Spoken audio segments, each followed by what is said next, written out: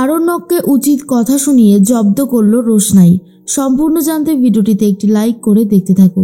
গল্পের শুরুতেই আমরা দেখতে পারি যে আরণ্যক অপেক্ষা করছে রোশনাইয়ের খবর জানবে বলে। আর তখনই আদিত্য বলে, আপনি এখানে থেকেই বা আর কী করবেন? আমার মনে হয় আপনার এখান থেকে চলে যাওয়াটাই ভালো হবে, আপনাকে এখানে থাকতে হবে না। তখনই আরণ্যক বলে, আমি কি করব আর কি করব না সেটা কি আপনি আমাকে বলে দেবেন? আর তার থেকেও বড় কথা, আপনি রোশনাইয়ের জন্য এত কিছু করছেন কেন? কিসের জন্য? আদিত্য বলে, কেন করব না রোশনাইয়ের জন্য? রোশনাই একা একটা মেয়ে যে নিজের ইচ্ছাতে এত দূর এসেছে। রোশনাইয়ের যদি কোনো হেল্প লাগে অবশ্যই আমি ওকে সেই হেল্পটা করব, আমাকে কেউ আটকাতে পারবে না। তখনই আরণ্যক বলে, ওকে হেল্প করার জন্য আরও অনেকেই আছে, আপনাকে হেল্প করতে হবে না। আদিত্য তখন বলে, হেল্প করার জন্য যদি অনেকের থেকেও থাকে তবুও আমি সাহায্য করব। আর একটা কথা, আপনার এত বেশি গায়ে লাগছে কেন? আপনি যান না, আপনি আপনার স্ত্রীর কাছে যান, রোশনাইকে ছেড়ে দিন। রোশনাইকে নিয়ে আপনার কোনো মাথা ব্যথার দরকারই নেই। একটা কথা বোঝার চেষ্টা করুন, যেটা আপনি করছেন সেটা ঠিক করছেন না। আর তার থেকেও বড় কথা, আমাদের যখন এখানে সব কিছু রয়েছে তখন আমরা বুঝে নেব। আরণ্যক বলে, আপনি কলকাতাতেও বেশি বাড়াবাড়ি করেছিলেন আর এখানেও ঠিক সেটাই করছেন। আপনি চেনেন না কিন্তু আমি কে। তখন আদিত্য বলে, আপনি আমাকে চেনেন না, আসলে আপনি জানেনই না মুম্বাই শহরে আমার ক্ষমতা ঠিক কতটা। অন্যদিকে গরিমা তো রাগ করে হোটেলে ফিরে গেছে। সুরঙ্গমা বলে, আচ্ছা গরিমা, তুমি তো একটাও খবর নিলে না আরণ্যকের। এরপরে তুমি আদৌ কি সত্যিটা জানতে পারবে? এখনও সময় আছে, খবর নাও। ও যা করছে সেটা একদমই ভালো করছে না। আমার মনে হয় তোমার ওর প্রতি আরও বেশি করে দায়িত্ব রাখাটা উচিত, এখনও সময় আছে। গরিমা বলে, তুমি তো জানোই যে ও ঠিক কতটা মরিয়া। রোশনাইকে পেলে ওর আর কিচ্ছু চাই না, ও আমাকেও ভুলে যায়। তাহলে আমি ওর সাথে কেনই বা যোগাযোগ রাখবো? আমার তো মনে হচ্ছে এখনই আমি কলকাতায় ফিরে যাই, আমার এখানে থাকার কোনো ইচ্ছা নেই।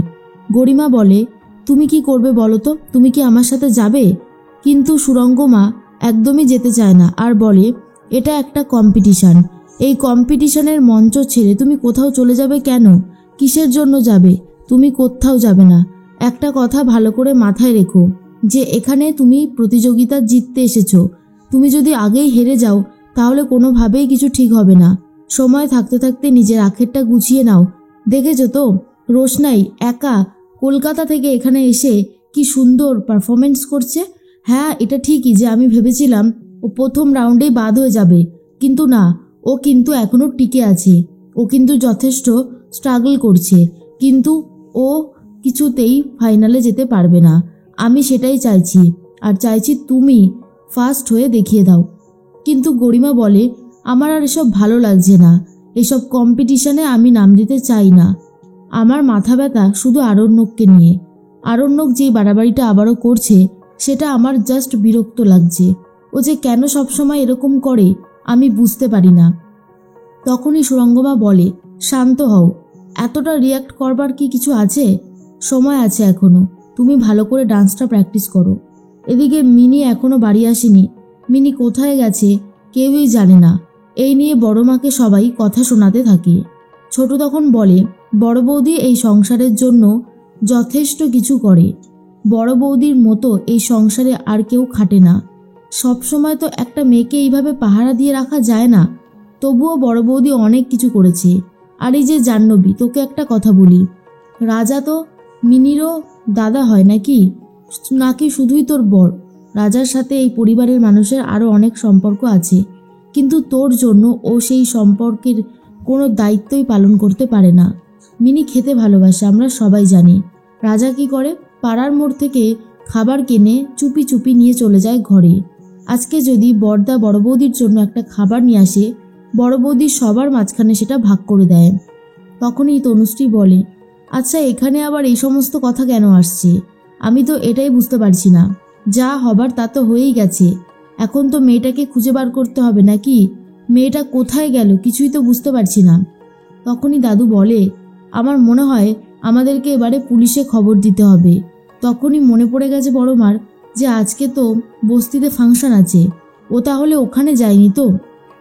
ছোটু তখন বলে, বড় বৌদি কিছু ভাবছো মনে হচ্ছে। বড় বৌদি বলে, হ্যাঁ আসলে লালনদের বস্তিতে আজকে ফাংশন আছে। আমার মনে হচ্ছে মিনি আমাকে না বলে ওখানে চলে গেছে। তনুশ্রী বলে, বাহ, বাড়ির মেয়ে এত রাত পর্যন্ত বস্তিতে ফাংশন দেখছে, কি সব ভালো কথা। বস্তিতে ও গেছে কেন?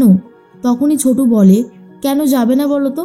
বস্তির লোকগুলোও তো মানুষ হয়, ওরা গরিব হতে পারে কিন্তু ওরা সৎ। আজকে এই তো আমার বাবা যদি আমাকে বাড়ি থেকে বার করে দেয়, আমার কাছে যেটুকু টাকা পয়সা থাকবে তা দিয়ে আমি বস্তিতেই একটা ঘর বানাতে পারবো, আর তাছাড়া কিচ্ছু করতে পারবো না। তাই বস্তির মানুষদেরকে এরকমভাবে অপমান করো না। অন্যদিকে ফোন করেছে আরণ্যককে গরিমা আর বলে, কি হলো আরণ্যক, তুমি কখন আসবে? আমি আর কতক্ষণ তোমার জন্য ওয়েট করব? আরণ্যক বলে, রোশনের জ্ঞান ফিরে আসুক, আমি এক্ষুনি যাচ্ছি।